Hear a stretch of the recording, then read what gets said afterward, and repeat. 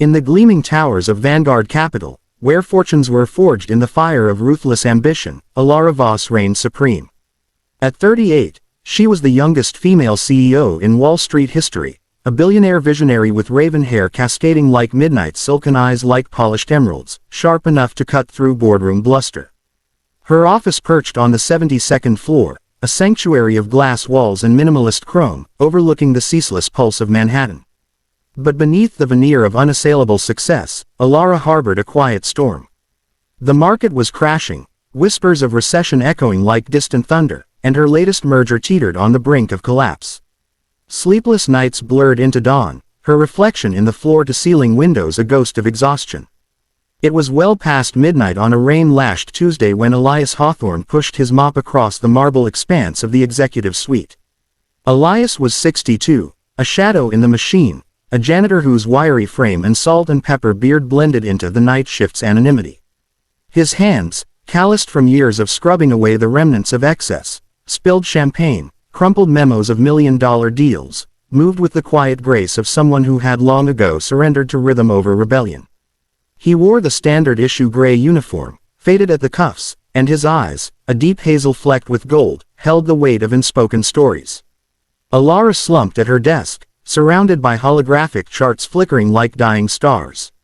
The weight of it all pressed down, the board's ultimatums, the shareholders' vultures circling. In a rare moment of delirium, she glanced up as Elias paused near her door, his bucket sloshing softly.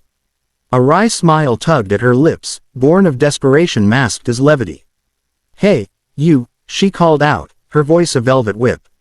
"Elias, right, quick question. If you were me, staring down the barrel of a market apocalypse, what would you do? Buy low, sell high, or just mop it all away?" She expected a chuckle, a deferential shrug, the harmless banter that made her feel human amid the corporate coliseum. But Elias straightened, his mop handle leaning against the wall like a sentinel's staff. He met her gaze, not with the averted eyes of subservience, but with a steady calm that pierced her armor. The rain pattered against the glass, a hesitant prelude to his words. "Miss Voss," he said, his voice a low timbre, like gravel smoothed by a river's patience, "fortune isn't built on ledgers or leverage. It's woven from the threads of what you leave behind when the numbers fade." He paused, his hazel eyes softening with a flicker of sorrow. "I once chased the same dragons you hunt. Built empires on Wall Street, taller than this one. But one bad bet, a merger gone sour, a partner's betrayal, and it all crumbled. Lost my wife to the stress, my son to the silence that followed. Now, I sweep floors because they need sweeping, not because I'm broken. The real wealth, it's in the choices that echo beyond the close of trade." Alara's laughter died in her throat, replaced by a chill that had nothing to do with the autumn draft.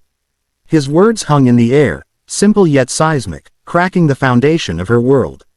She had joked to deflect, to reclaim control, but Elias's truth landed like a thunderclap, raw and unrelenting.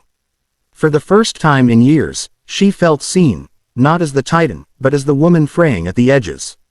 Who are you?" she whispered, rising from her chair, the city lights blurring through unshed tears. Elias smiled faintly, a curve etched by time's gentle hand. "Just a man who learned too late that success isn't measured in zeros. It's in the lives you touch without tallying the cost." He turned back to his mop, but not before, adding, "Tomorrow's market, let it fall. Build something that rises anyway." She watched him vanish into the corridor's shadows, the slosh of water fading like a retreating heartbeat. Sleep evaded her that night, Elias's confession replaying in loops. By dawn, she delved into his past, not out of suspicion, but a hunger for the wisdom he carried like an invisible crown. Old articles surfaced. Elias Hawthorne, the wunderkind trader who had orchestrated the largest IPO of the 90s, only to vanish after a scandal that wasn't his making.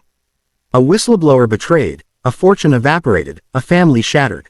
He had chosen exile in obscurity, mopping floors at Vanguard for 15 years, close enough to the game to remember its futility, far enough to reclaim his soul. The revelation ignited something fierce in Alara. She canceled the merger, not in defeat, but defiance. In the boardroom that afternoon, under the skeptical glares of suits starched with entitlement, she unveiled a new vision: Vanguard Ethics Fund. Investments not in quick flips, but sustainable ventures, clean energy startups in forgotten rust belts, microloans to single mothers rebuilding after floods, education platforms for inner-city dreamers. "We're not just playing the game," she declared, her voice steady as Elias's gaze. "We're rewriting the rules. Profit with purpose, or perish in pretense." The board balked, projections screamed red ink, but Alara stood unyielding. Whispers turned to roars as the fund launched, drawing ethical investors like moths to a moral flame. Within months, it outperformed the market, not by margins of greed, but by the quiet power of resonance. Stories poured in. A Detroit factory revived, employing hundreds, a young girl in Harlem coding her way to college, her thank you letter pinned to Alara's wall like a talisman. But the true transformation bloomed in stolen moments. Alara sought Elias out, not in her tower, but in the lobby cafe after hours, where steam rose from mismatched mugs like shared secrets. He spoke of his late wife, Lila, whose laughter had been his northern star, of his son, Rowan, now a teacher in Oregon, mending the fractures of their past. "You gave me back my voice," she confessed one evening, as snow dusted the streets below. "I thought power was solitude. You showed me its connection." Elias chuckled, the sound warm as hearthfire. "Nah, Alara, you had it all along. I just swept away the dust." In the years that followed, Vanguard became a beacon, Alara its unyielding light. She mentored prodigies from unlikely corners, janitors with MBAs in their eyes, baristas brewing ideas sharper than espresso. Elias retired with quiet dignity, but not before Alara named the fund's scholarship in Lila's honor. On his last day, as he handed her his mop, symbolic, absurd, profound, she pulled him into an embrace, the kind that stitches souls. "First words that left me breathless," she murmured. "Thank you for speaking them." And in the hush of that moment, amid the empire she had rebuilt not on gold, but grace, Alara Voss understood. True fortune whispers, not shouts. It lingers in the overlooked, blooms in the broken, and forever changes the heart that dares to listen. Thank you for watching this story till the end. Sparkles. If it touched your heart, please support us. Thumbs up, give it a like. Speech balloon, share your thoughts in the comments. Bell, subscribe to our channel and turn on notifications. Your support helps us create more stories that inspire and make you believe in miracles. Your participation means a lot to us. Heart.